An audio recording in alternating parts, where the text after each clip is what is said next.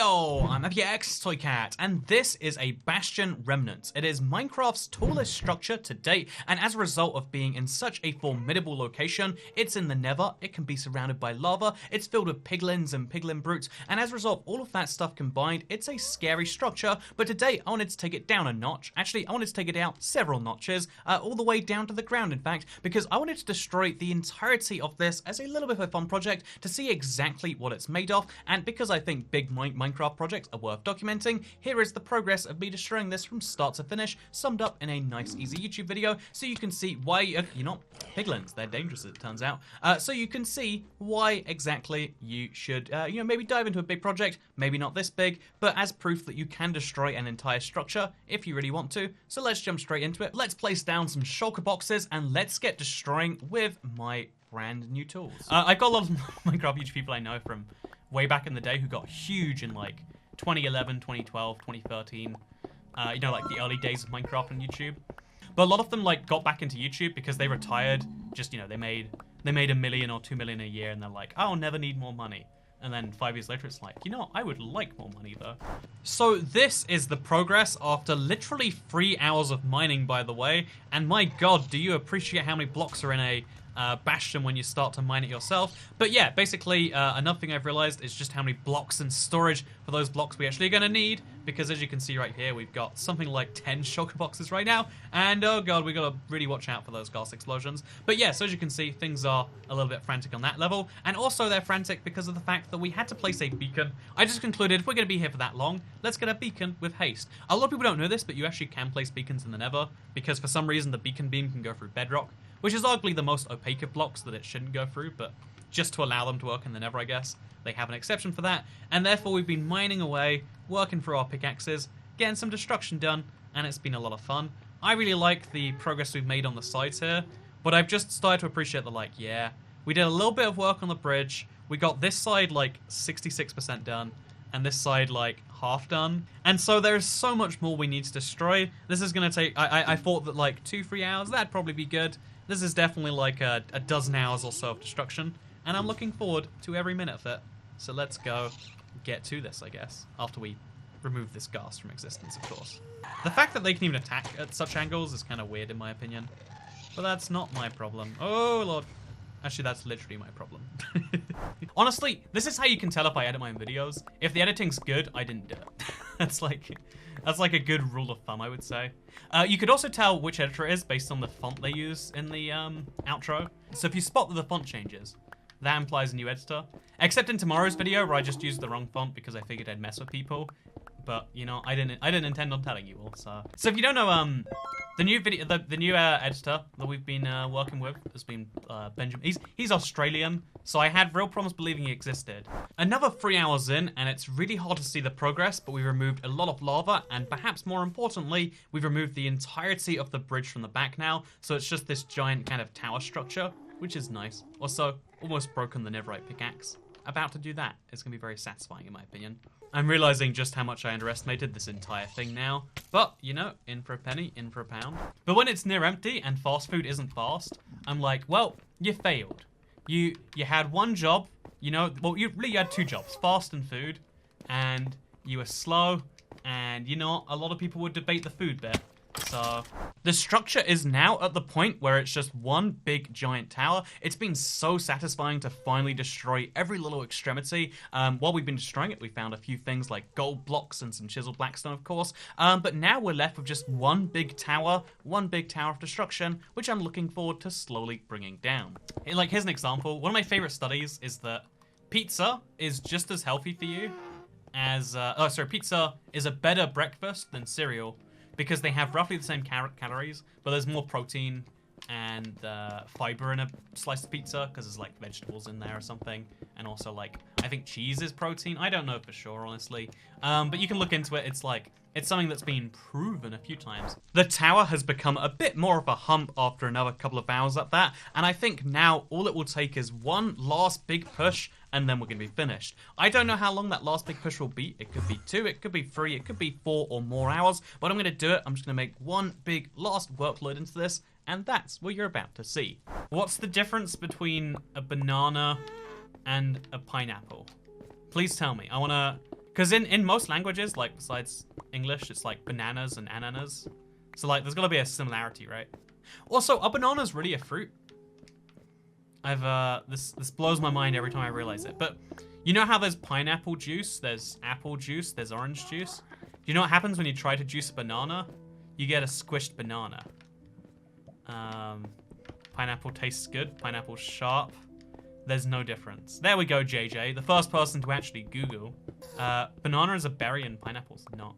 But why can't you milk it? You can milk all the other berries. Strawberry juice is a thing. Man, strawberry juice should be a thing. Why doesn't it exist?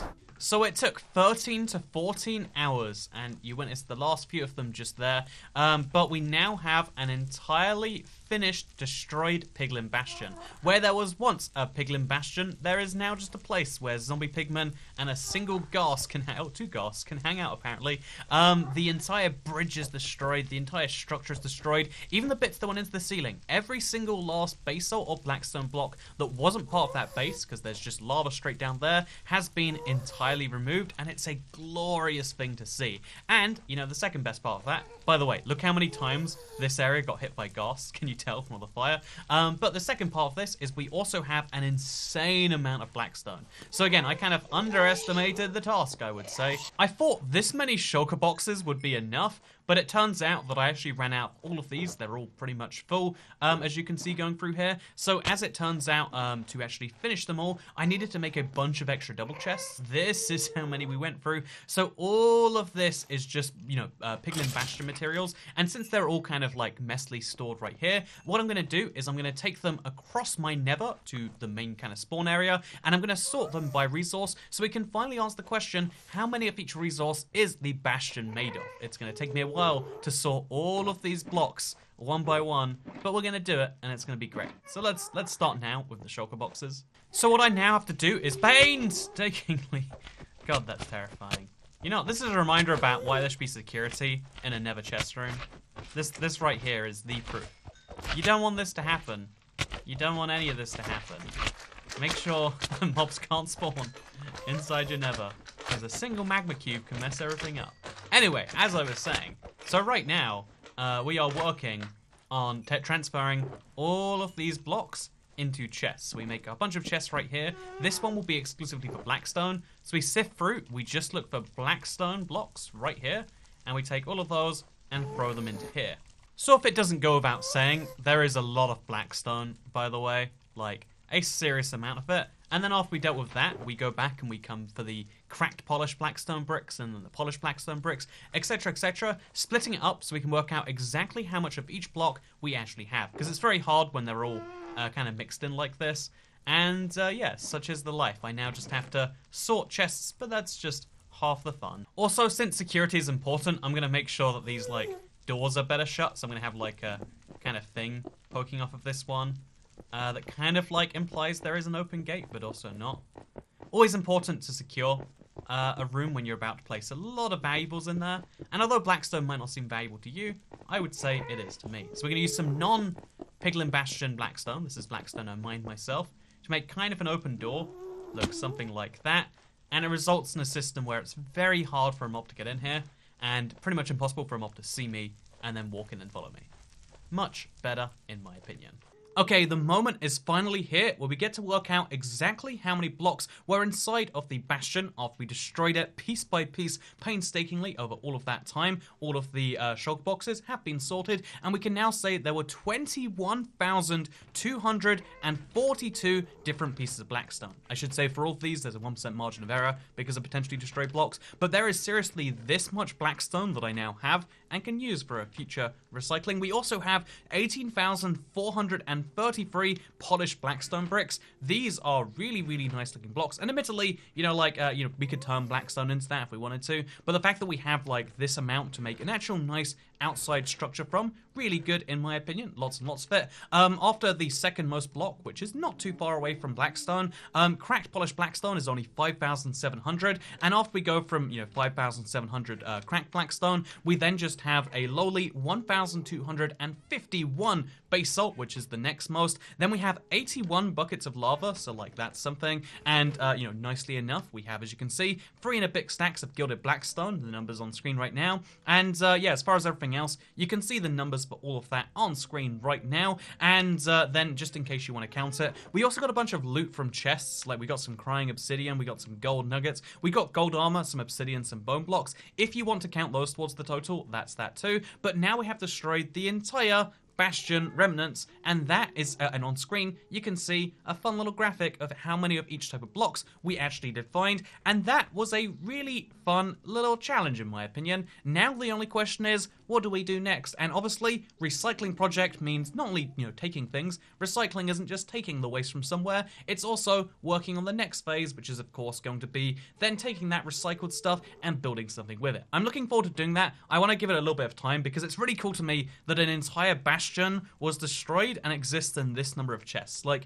it shows the density you can really use for Minecraft chests that all, like, again, literally these chests right here, it's not even a full wall of chests, contains a structure which is Minecraft's biggest or second biggest, depending on which one you get, but it's one of Minecraft's biggest ever structures. It's huge. It takes 15 hours to destroy, but it can be stored this lightly. I think that's beautiful, and maybe you'll agree. Let me know in the comments if you do, and if you enjoyed my plight. It was a bit of a dumb one, but every Minecraft project is kind of dumb when you really think about it. If you enjoyed this, then you can of course like the thing and let me know. Oh wait, no, you can subscribe, because I'd appreciate that. You know what? I live stream, but also I make videos every single day on my channel, and if you want to see those future videos, subscribe, perhaps some notifications turned on.